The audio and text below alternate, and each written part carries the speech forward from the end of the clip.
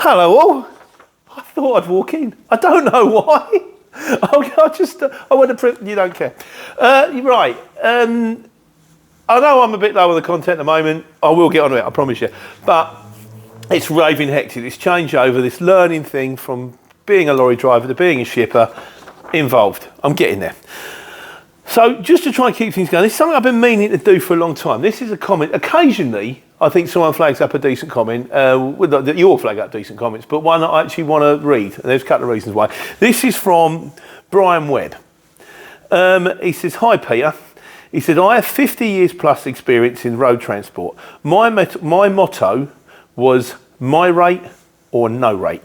He said, if you don't want to pay me my rate, I don't want your work, and that's always worked for me. I somehow think that the CX would be set up to work with cut price rates. He said, so you have to cut the price rate to get the job, plus sit and wait for confirmation to see if you get the job. He said, in the past, I've had companies say that they can get it done cheaper. My answer has always been, good, well done you. You go ahead and get it cheaper then. See you, my friend. He said, in road transport, always be in control of your own destiny. I'm the same today as I was in 1972. It's my way or no way. Oh yeah, that's an interesting point. I mean, one of the reasons I wanted to actually bring this one up is because I know Brian and I know his boy Ian. They're really nice people. I know them because we kind of share a yard together and also we share a mechanic. And I think he makes a very good point in the fact that you can't just keep cutting your prices. You can't just keep going low. The CX, as we've said a lot of the time, is a race to the bottom. And you can end up sort of going, oh, I'll do it for nothing. And then you just, eventually you're on the conveyor belt of falls, and you just end up falling off. But I do think, maybe it's because of where you come from, and maybe it's because me coming from a market trader and so used to a life of bidding and people turning around and going, can I have it cheaper? And me going into places and going, well, what if I buy that? What if I get a bit more? What, we'll go back, we throw that one in for free. So maybe it's just my world has always been, and my dad was a market trader before me, so maybe I've just been brought up this way, But I think the answer lies somewhere in between, which is, I like Brian's principle, never compromise, even in the face of Armageddon. But it's very difficult to just no. Okay, you said you're in an Arctic, you've got £500 on the job, will you do it for £499.50? No, it's £500. I've had a couple today. I had one guy ring me, and it's my mate, and he rings me up and he kind of said, also, the thing is you get full transparency when you speak to people. They might lie to you, but they don't.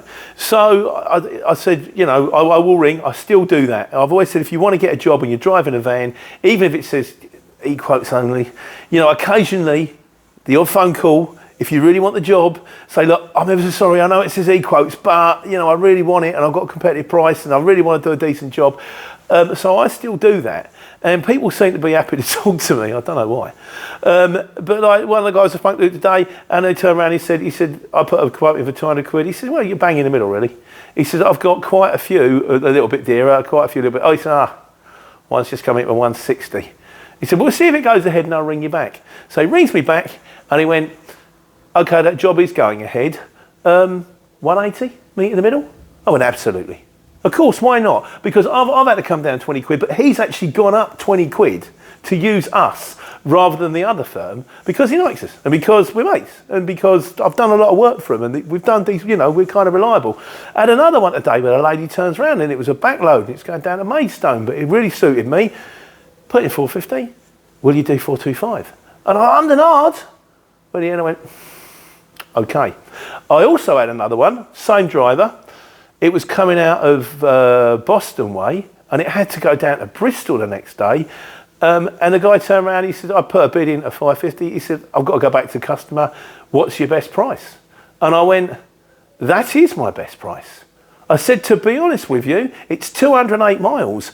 I wanted to quote 600 quid. That's £3 a mile, which is kind of going rate for an 18 ton. And I said, you're not going to get that many bids coming out of Boston. It's not that easy. So in that particular instance, even if he'd have turned around and said, can you drop a tenner?